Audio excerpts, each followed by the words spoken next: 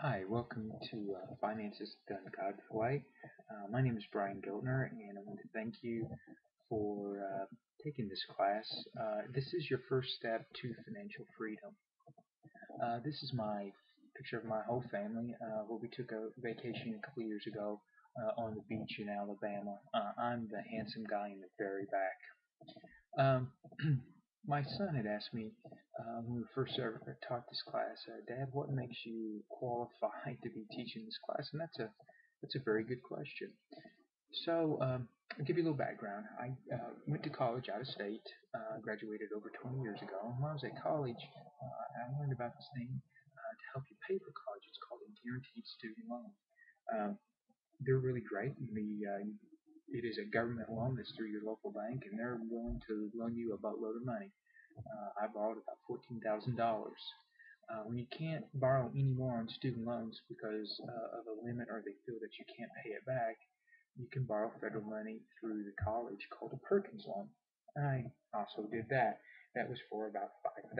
When I graduated from college, I thought I had all the answers and knew so much because I had a college education.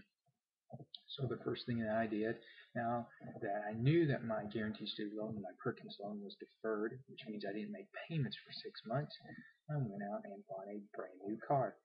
I got a car just like that, except instead of being red, it is white. Um, after that, I decided, hey, I got my own place. I need a great stereo system. Didn't have cash to pay for it, so I found this really cool concept called 90 Days Sameness Cash. Yeah.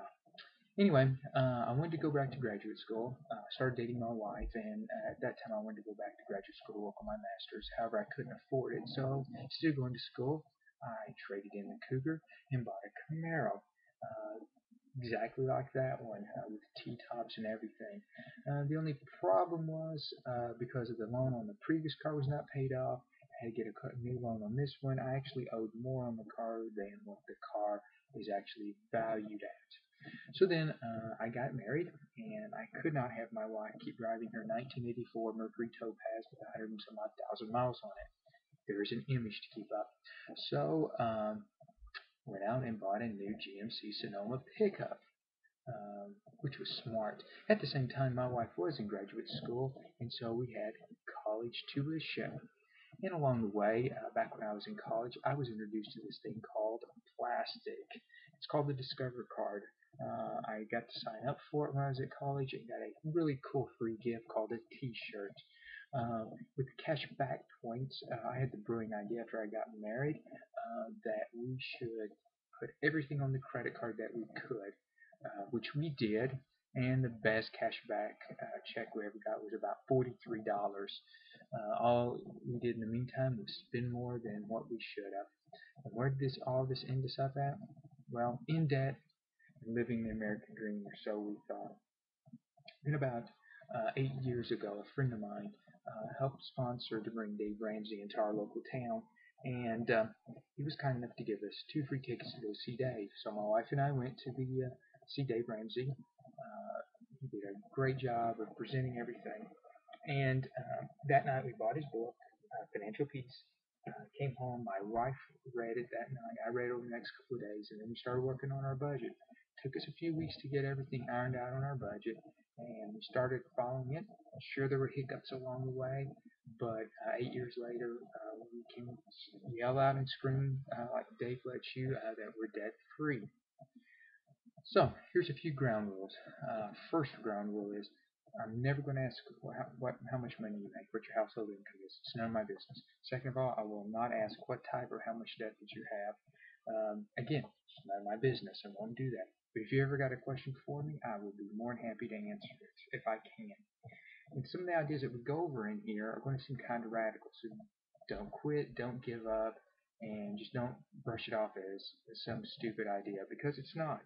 Uh, the principles we're going over are found in the Bible. It's God's great wisdom He's sharing with us.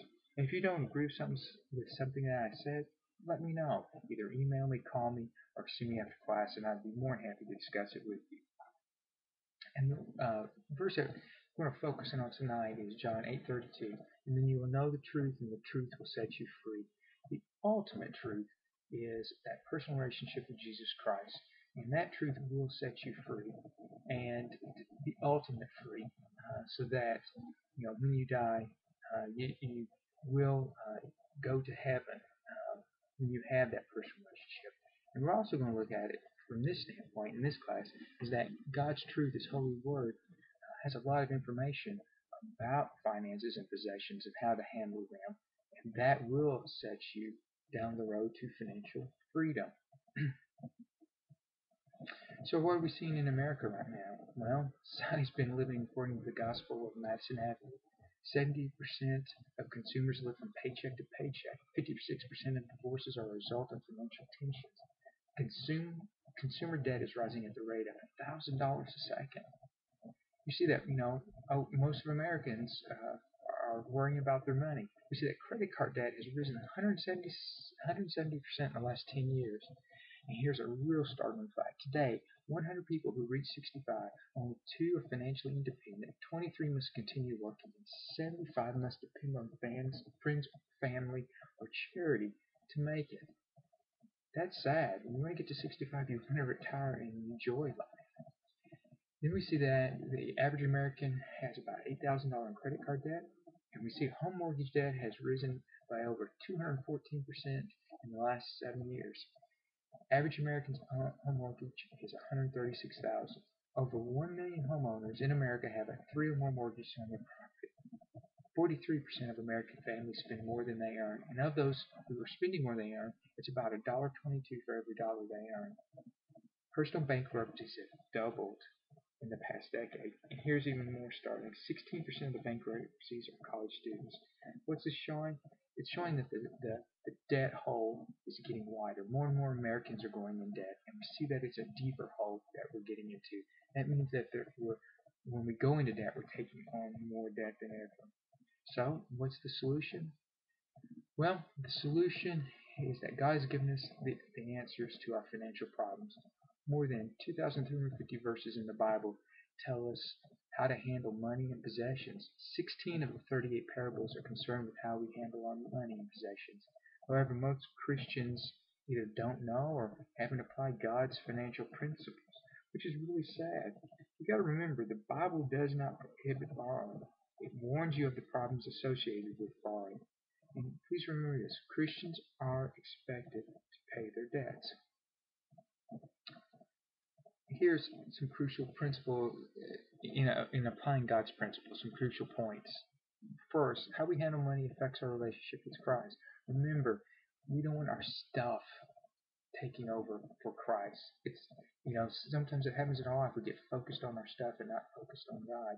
Possessions complete Christ. And then much of our lives revolve around the use of money. We get paid with money. We store and shop with money. It's all about money. And we see that a house is built by wisdom and becomes strong through good sense. Through knowledge, its rooms are filled with all sorts of precious riches and valuables. So we have to be wise when we're handling our money and possessions. Here's an interesting thing. Last fall, Purdue did a study in their medical school that showed how addicted we are to money. They went into the hospital and they offered some people pain medicine that were feeling pain, and the other people they offered cash money to. And they found out that the pain was reduced in the patients they offered money to. And they did a further study and found that was releasing endorphins in the brain, just like we get when with some drug use, and it gives you a sense of a high. And so we are literally attached to our money. So, what is this class about? We're going to learn about the B word, we're going to study God's instructions, and we're going to learn how to apply them. We're not requiring anybody to be a monk.